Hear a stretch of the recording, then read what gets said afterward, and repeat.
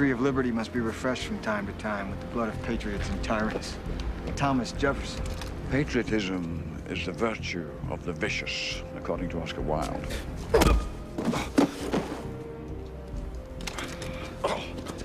Thank you for making my point. Arguing that GOP politicians have spent the last 40 years, really much longer than that, emotionally manipulating conservative voters, specifically rural, uneducated whites, into voting against their own socioeconomic interests is not original. But arguing that future left-wing political success will derive from understanding the efficacy of that strategy is. The complete quote from Oscar Wilde, featured in the best action film of all time, rest in peace, Sean Connery, People magazine's sexiest man of the century, is patriotism is the virtue of the vicious. Exaggerated patriotism is the most insincere form of self-conceit. Who knew a dead Irish poet from the late 1800s, imprisoned and exiled for being gay, could capture better than any of us ever could the fundamental problem with post-Cold War American political discourse? Pride. A special kind of pride. The kind of pride you feel when your sports team wins a championship. The kind of pride that doesn't come from individual achievement, but rather a sense of belonging. In the case of American conservatives, not just to a large group, but to the largest group. Not just to a powerful group, but to the most powerful group.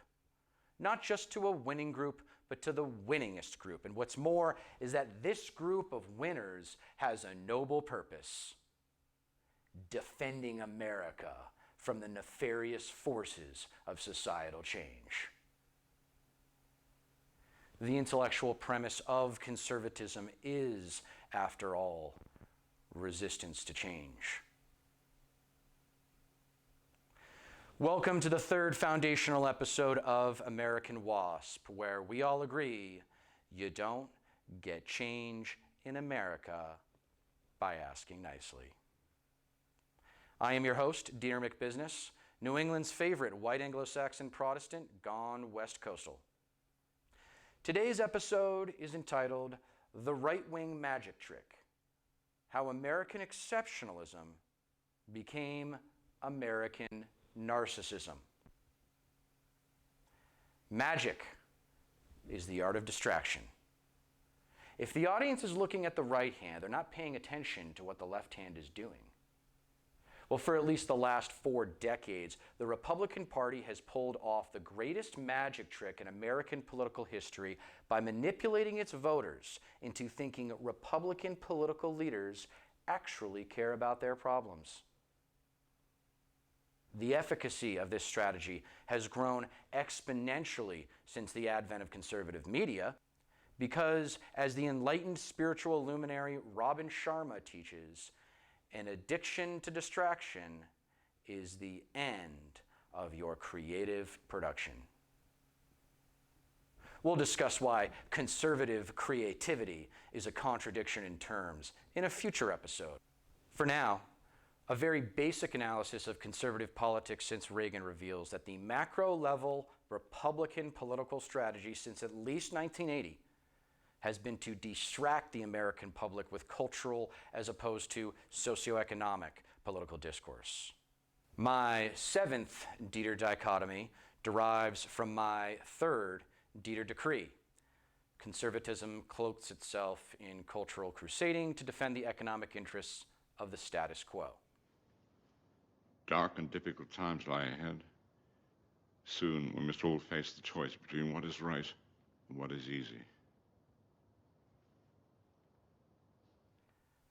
The simple truth is that culture is a hell of a lot easier to understand than the socioeconomic relationships between the citizens, the government, the private sector. Understanding how those 3 variables interact with each other requires the rigor of research, contemplation, and perhaps most importantly, productive discussion with others. You know, education.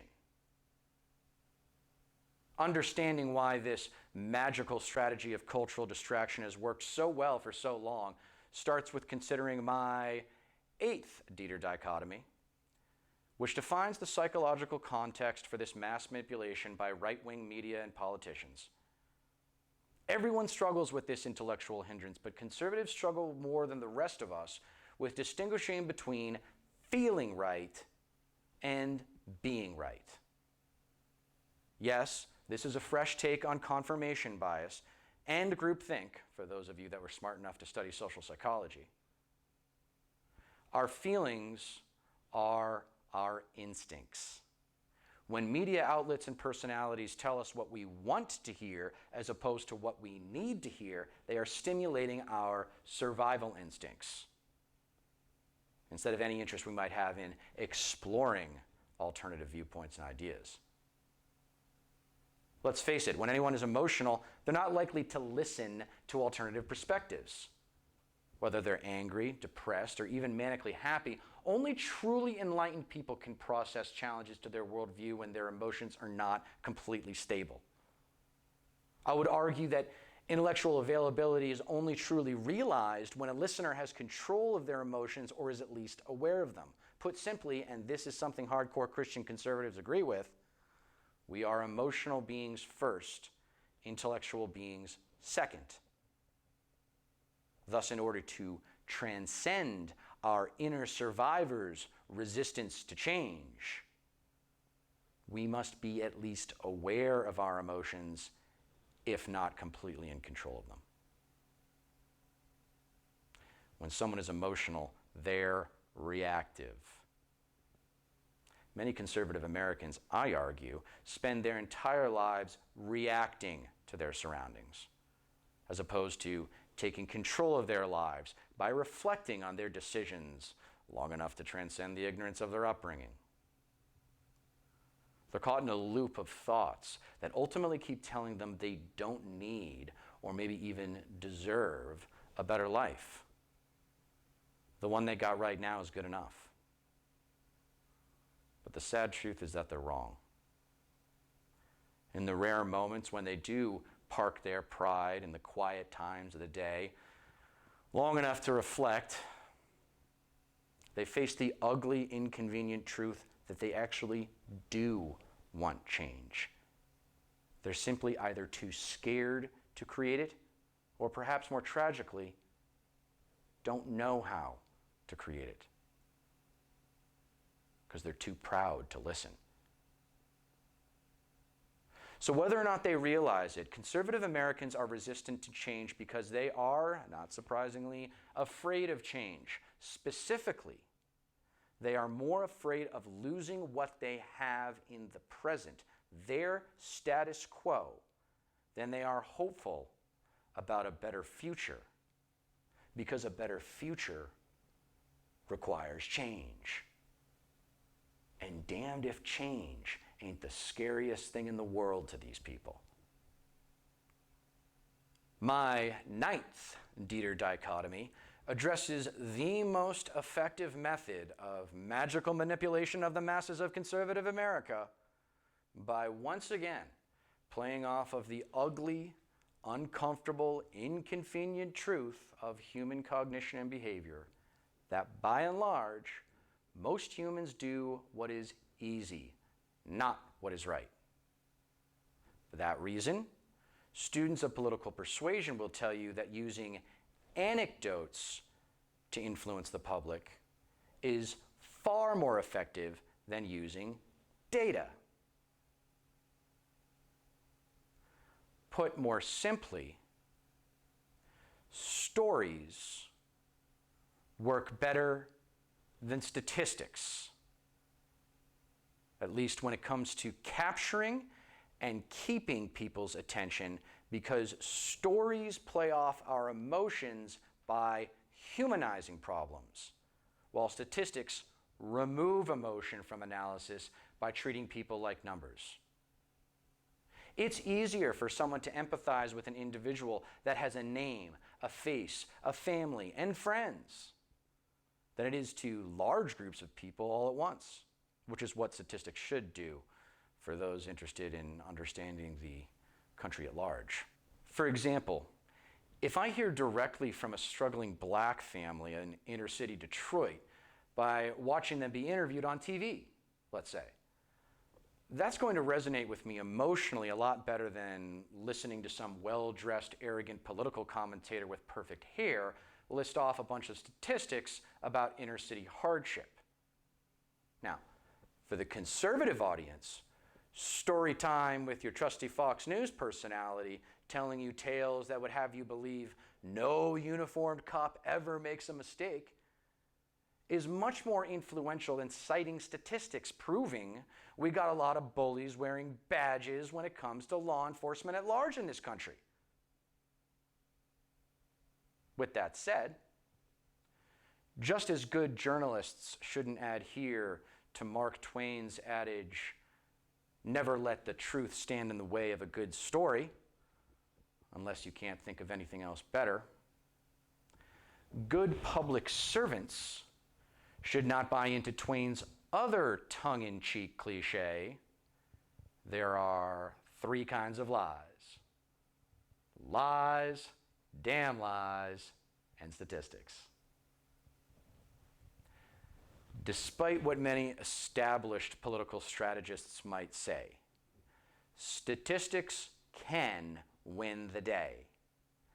They just have to be delivered in an attention-grabbing way. More on that in a minute. Twain allegedly borrowed that quote from the first British Prime Minister of Jewish descent, by the way, but no one really knows for sure who said it first. Twain was an American WASP with ties to 19th century Kentucky, like all legendary American WASPs. So let's go ahead and give him credit for the preceding and following quote. I am said to be a revolutionist in my sympathies, by birth, by breeding, and by principle.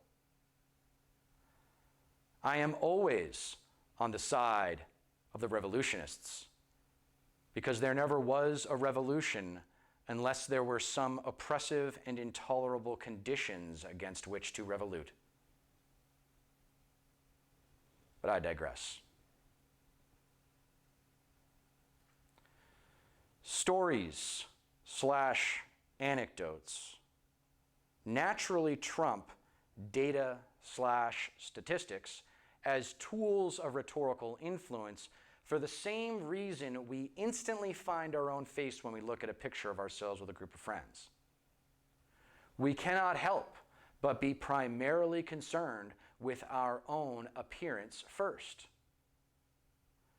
After we check to make sure we look good, we check how the people we like and don't like look. Then we finally look at the picture at large and process the entire image. Anecdotes, particularly those featured on Fox News and other conservative media outlets, allow viewers to look at the parts of the picture they want to see and to ignore the parts of the picture they don't want to see. Whenever I'm talking to a conservative or even a left-winger that simply doesn't know their data, I try to make them aware of this intellectual pitfall. My 6th Deter Decree is when examining a public problem, look at the whole picture, not just the parts that make you feel good. Because the parts that make you feel bad within the context of public discourse require society's attention much more so than their easy, comfortable, bias-confirming counterparts. My next 2 Deter Dichotomies explain why these culture war distraction tactics of using emotional anecdotes works so well on conservative Americans by addressing the 2 most consistent demographic variables, aside from race, that separate left-wingers from right-wingers: life experience and education. My 10th Deter Dichotomy represents a political pattern that has existed for centuries: the rural-urban divide. This sociocultural line of demarcation holds true across all Western democracies. Rural voters are simply more resistant to change than urban and suburban voters. Why? Because of what I just told you about them. Rustics are more afraid of losing what they have than they are hopeful about improving their current circumstances. Why do they choose fear over hope? Because, like children, rustics don't know any better. This is not a comment on their humanity. And I'm not trying to be condescending. This is fact-based, empathetic arithmetic to understand why large swaths of people are so scared of those that are different from them to the point of voting against their own socioeconomic interests just to spite these others. Rustics spend their days toiling the same farm in the same town they were born in, surrounded by the same people they've known their whole lives, and yeah, those people they're surrounded by probably look and talk a lot like they do. Urbanites and suburbanites, on the other hand, interact with people that are different from them on the daily, whether it be working at the office, commuting on the subway or bus, or even just walking down the street to grab a cup of coffee. White urbanites see that the struggle people who don't look and sound like them go through is not so different from their own. To white conservative rustics, however, African Americans, immigrants, gays, Muslims, they all might as well be aliens from Mars. Since very few members of these groups live in rural areas, rustics' introduction to these and other groups usually comes through the lens of conservative media, which peddles the falsehood that America is a straight, white, Christian nation. And those who are not straight, white Christians are not true Americans. Christian rustics will love thy neighbor as long as that neighbor is just like them. If that neighbor has a different skin color, speaks a different language, or even wears clothes that make the rustic uncomfortable, the rustic has no interest in knowing his neighbor and thus will never empathize with them. The rural-urban divide only addresses the contextual circumstances of one's life experience, however, the environment within which their life takes place. The voluntary life experience many rural voters miss out on, and statistically speaking, the experiential variable that separates conservatives from liberals and progressives most is higher education. Many try to separate education and experience as two separate categories, but in truth, education is just a specific form of life experience. And when I say higher education, I'm talking about at least college-level education. With that in mind, my 11th Deter Dichotomy addresses the ugly, uncomfortable truth that educated Americans are simply better at comprehending alternative viewpoints than uneducated Americans. You'll recall from my first Deter Decree, we are all prisoners of our own personal experience. Well, as it turns out, that lesson right there is arguably the most important one in all of higher education. Teaching people how little they know, making them aware of their own ignorance. Because ignorance isn't a dirty word. We're all a little ignorant. But those who sucked at school a little more so than the rest of us. Those who sucked at school like to talk a big game about how useless college education is. But for those of us who actually did the reading, did the homework, and raised our hand in class, we came to appreciate an infinitely important concept of modern society that is currently under assault by right-wing America right now. Expertise. Perhaps Socrates said it best. I am the wisest man alive, for I know one thing, and that is that I know nothing. Imagine how much more efficient and effective America's response to COVID would have been had we simply listened to the experts. The right-wing magic trick has dominated American politics for over 40 years. And it's done so by using a three-stage process to manipulate the masses of conservative America.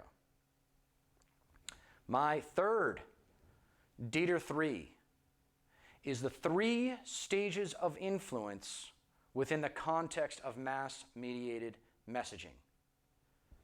Attention, point of view, point. In that order. Try to keep your terms organized here. The first and last elements are easiest to appreciate. No one can influence anyone else unless they have their attention, which, by the way, has never been harder to acquire than in today's media landscape, thus explaining the sensationalization in which for-profit media so frequently engages. Before even engaging in the communication, however, the influencer knows the point he's trying to make. For example, when Tucker Carlson comments on immigration, the point he's trying to communicate is that immigrants are criminals. He grabs your attention with stories about an immigrant who committed a crime somewhere, emphasizing the innocence of the victim to enrage the audience to get the reaction, "What would you do to someone who hurt your son, daughter, father, or brother?" There's the point of view. There's the connection between the story itself and the rural, uneducated white American watching it. What would you do? Not what should you do to someone who wrongs you, but what would you do? Very important distinction we'll address in an upcoming dichotomy. Perhaps the intellectual linchpin of social psychology's pursuit of comprehending human cognition and behavior is the anchor and adjustment heuristic. Long story short, it's when someone gets attached to an idea, such as buying a new car, let's say, then can't get away from that idea when small obstacles make it more difficult to maintain, such as incremental price increases due to things like, well, if you want it in green, that's going to be a little extra. The mass-mediated distraction that is the American culture war relies upon 3 major anchors of conservative cognition to capture the right-wing public's attention, to invoke the right-wing public's point of view, and finally, to influence them into thinking this country belongs to them and those who are different from them are trying to take it away. My 3 major anchors of conservative cognition are the past, the self, the fight. The past means the good old days to rural, white, Christian America. For it was during these good old days that America proved to the world that it is not only exceptional, but superlatively so, being the greatest country to ever exist, and the people, not the government, are the reason why. American exceptionalism has become right-wing projection. America is exceptional. I'm an American. Ergo, I'm exceptional. And by exceptional, I mean superior to those from other countries. Notice the turn toward the observer in that string of logic and how the observer doesn't need to do anything differently to be exceptional. He just has to be born in America. The observer at first defines America, then connects himself to America, which, by extension, connects him to greatness. That is the definition of narcissism by way of the team pride concept I described in the introduction. That is not a version of American exceptionalism that encourages our country to better itself. That is narcissistic patriotism, the likes of which Oscar Wilde warned us about in the late 1800s. Just because the U.S. helped win World War II, invented rock and roll, followed by another war victory in the Cold War, doesn't mean we're the best thing that's happened on the planet since Jesus conquered death. American exceptionalism leads right-wingers to not only absorb the status quo, but to protect and to promote the status quo. Because American exceptionalism tells rural white Christian Americans that they don't have to change. They're better off if they don't change. They're better off if they don't do anything differently. They can just do what their parents did, thought what their parents thought, missed out on exploring the world the way their parents missed out on exploring the world, since it is easier to stay in the same place than it is to explore somewhere new. The past is arguably the best rhetorical tool for right-wing political discourse to capture someone's attention, invoke their point of view, and then convince them that the country is being overrun by anti-American forces. The country is actually being overrun by anti-American forces, but not the kinds rustics would have you believe. The self-anchor of conservative cognition derives from right-wing America's use of identity politics, which, for those of you that don't know, started in the 1980s in the form of Reagan-era dog whistles, dismissive labels such as political correctness, invented by the right, now called wokeness, and other harmful rhetoric that implied immigrants, gays, and all other minorities are lesser citizens than native-born straight white Christian Americans. Put simply, the self-righteous rustic thinks, I am more American than Americans who aren't straight white Christians. This country belongs to me and my people more than it does people who are different from me, because my people founded this country, built this country, and therefore own this country. Since America is ours, we are the reason it is exceptional. I am exceptional because I'm an American, yada, yada, yada. Now that the mediated message has captured the viewer's attention and framed the point from his perspective, the turn toward specific action takes place. The GOP is the party of patriotism. In order to consider myself a patriotic winner, I must vote for the GOP. The third and final anchor of conservative cognition is the fight. It's something I slightly alluded to earlier when I cited America's World War II and Cold War victories. America's superlative exceptionalism derives more from our historical win-loss record in global conflicts, particularly those that took place in the last century. The baby boomer conservative reaction to this is, if I'm going to get in a fight, I want to make sure I'm on the winning side, regardless of the nature of the conflict. Because what do conservative WASPs want to be more than anything else, after all? Winners.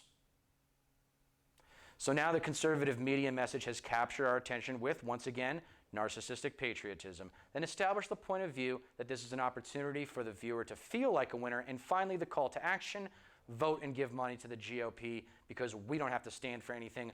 All we have to do to fulfill our desperate sense of purpose is defend America from the forces of progressive change.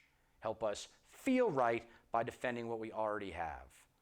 What do these three anchors of the right-wing anchor and adjustment heuristic tell us about conservative America, especially white rustics? They're losers who want to feel like winners without having to do any of the work.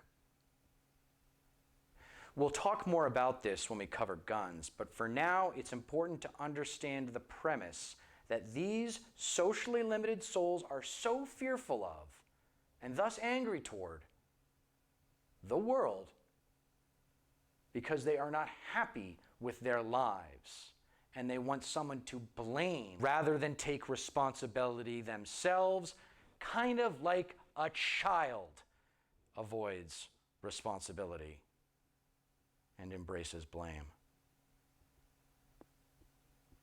To revisit the magic trick metaphor, while the right hand of right-wing America distracts its followers with culture war anecdotes, its left hand, the politicians behind the divisive rhetoric, steals from the poor to give to the rich, spends money the country doesn't have on war, and attempts to force extreme Christian political views on our society through our courts. The last 42 years have given us the clarity only hindsight can provide with respect to understanding the GOP's true legislative goals. My fifth Deter 3 explains what that invisible hand of the GOP is up to when the public isn't paying attention. My 3 primary policy positions of right-wing political leadership are tax cuts, specifically tax cuts for 1%ers and corporations, excessive military spending, and politicization of our courts according to right-wing fundamentalist Christian values. These 3 policy goals directly derive from my second Deter 3, the 3 feathers of right-wing America, which you'll recall are money, military, and religion. So by equating less government with tax cuts, by suggesting safety and security derive from military might, and by arguing America is indeed a white Christian nation, the Republican rhetorical machine plays off of less experienced Americans' ignorance to serve the financial interests of 1%ers, corporations, the military-industrial complex, and, let's not forget, satiate rural busybodies with nothing better to do than worry about wokeness. The historical record makes it easy to see what the GOP's true purpose is. More analysis of the GOP base, however, is required to comprehend right-wing America's political success since 1980 and the exacerbating 36-year sequence that led to the devolution of Reaganism into Trumpism. Only by empathizing with Trumplicans can we understand them and subsequently